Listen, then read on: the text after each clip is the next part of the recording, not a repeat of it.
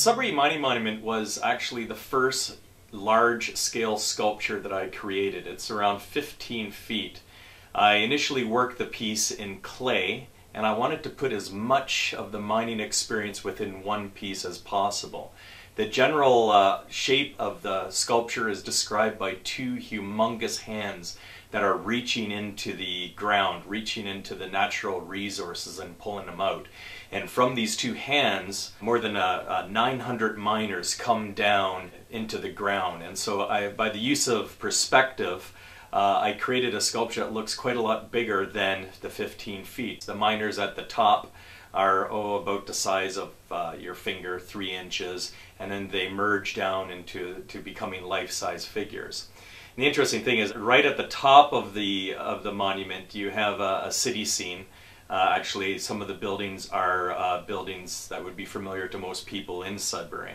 And then from the city, the miners come down. And by using photographs, I got pretty much an accurate depiction on some of the modern tools that the miners use, the drills and whatnot. It was interesting to put so many miners within the piece. And I also got to do a lot of different expressions. I wanted to make each one of these figures look like real people and with distinct characteristics. On the back of the piece, basically instead of leaving it blank, what I did was I created all of the history of mining, the old timers, the miners that had the candlesticks on their hats back then, and with the old pick and axe. And so it's almost like behind the piece is what you have behind the history of the mining industry in Canada. It was an amazing project. It probably took me about a year to complete it. After the piece was done in a clay, it was cast in bronze. The fingertips actually had huge steel beams in that were drilled right within the granite in Sudbury. And the installation was pretty nerve-wracking for myself, having this monument that's around 3 tons going into the earth there. That was my first largest piece, and there was a little bit of fear that went along with doing something as large as 15 feet. And it wasn't only large at the scale, but it was large in the scope of the idea. To create a sculpture that literally has 900 figures in it is something that I've never seen before. So for me, it's a challenge. I've been sculpting for 20 years, and at that time of my life, I really wanted to transgress everything I did previous with complexity. So this was the design I basically went for. A piece that large, I'd have the foundry basically next door to me.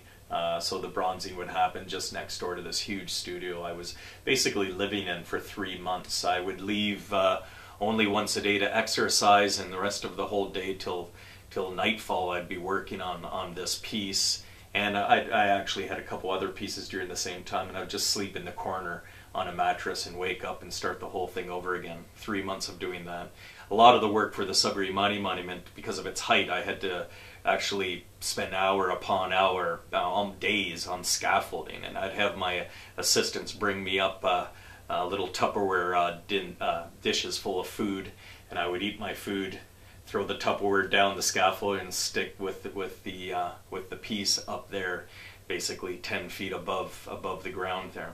And the idea about working that intense 15-hour days, living in the studio, I basically had to, because when you're working on a big clay piece like this, it dries, and if you don't get it done within a finite period of time, what happens is it starts to crack, heads fall off, arms crack, huge chunks can fall off. So I'm kind of competing with myself with the time to make sure it's finished, and then the rubber goes on and it's safe. But it was a very exciting project to work on there.